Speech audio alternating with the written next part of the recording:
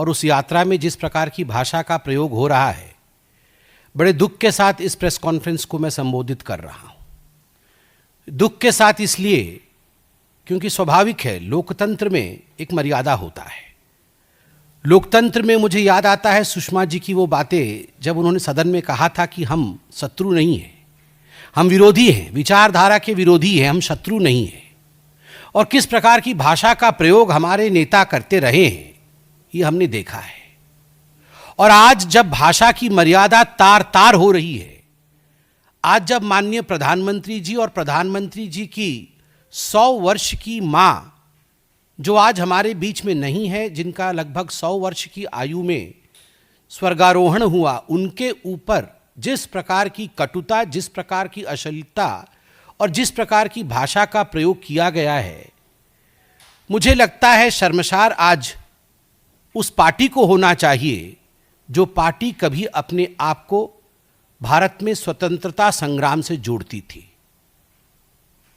वह पार्टी जो अपने आप को स्वतंत्रता संग्राम से जोड़ती थी वो गांधी जी की पार्टी थी। और आज जो स्वतंत्रता संग्राम से अपने आप को तथाकथित रूप से जोड़ती है मगर आज गाली वाली पार्टी बन गई है, वो महात्मा गांधी जी की पार्टी नहीं है, वह तथाकथित नकली गांधी परिवार की पार्टी है, जिनमें एक सेंस ऑफ एंटाइटलमेंट है, कूट कूट कर जिनमें अहंकार भरा हुआ है, जिनको लगता है कि भारतवर्ष उन्हीं का है। और अगर भारतवर्ष में राजनीतिक गद्दी उनको नहीं मिलती है, वो दूसरों को कह रहे ना गद्दी छोड़, हम आके बैठेंगे। अगर राजनीतिक गद्दी उन्हें नहीं मिलती है तो वो कुछ दिनों के बाद उस व्यक्ति को जो लोकतांत्रिक रूप से चुन के आता है,